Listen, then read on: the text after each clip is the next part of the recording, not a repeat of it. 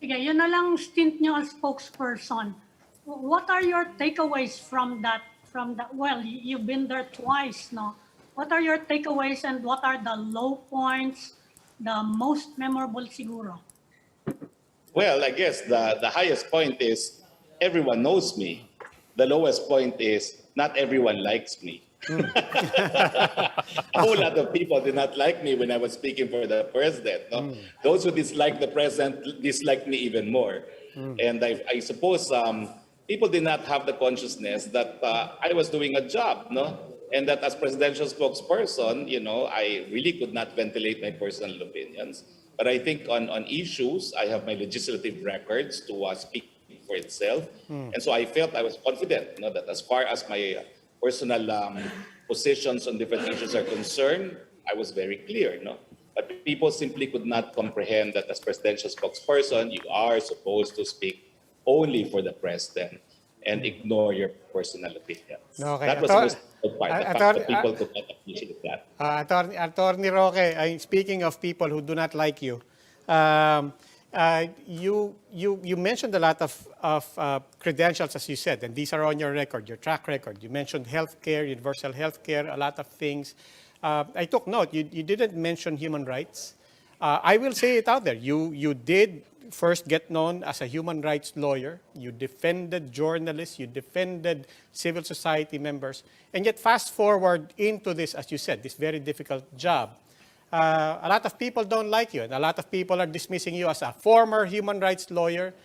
Fellow lawyers are calling you a disgrace. Your own alma mater, the University of the Philippines, your own high school opposed you and saying you are not fit at all for the ILC. And people are basically saying, on top of you not mentioning it as top of your mind, no? And as part of your credentials and as you say, your track record, people are saying that human rights is not compatible with Harry Roque. And a lot of people, frankly, don't like you in that context. What do you say to them? Well, I don't care if they don't like me because I'm secure and confident about what I did. Do you think the ruling that I got from the Human Rights Committee that criminal libel is contrary to freedom of expression can be undone because I became a presidential spokesperson? Do you think the conviction that I procured against the Ampatuan clan could be reversed simply because I become a spokesperson? Do you think that the free medical services and the free medicines that we're enjoying now under universal health care, which is my bill, could be undone because I became a spokesperson?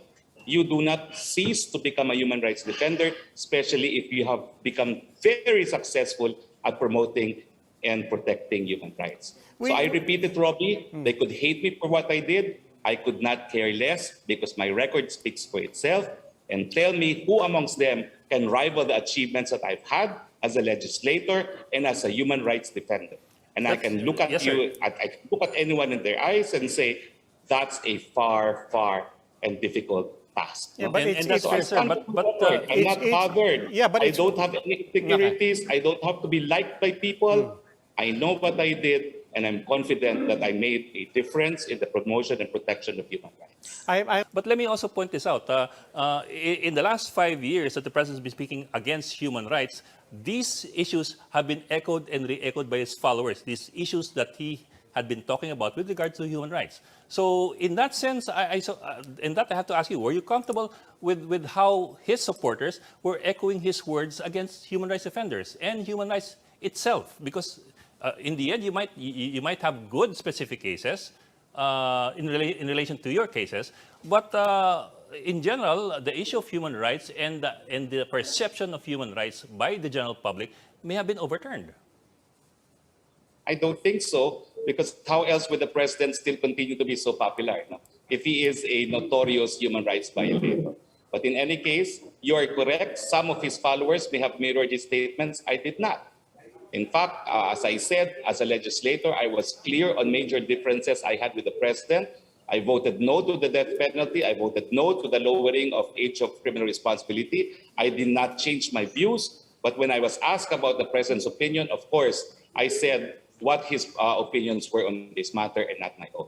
So I have no problems reconciling really my position as spokesperson because I was very clear on my personal position on controversial topics.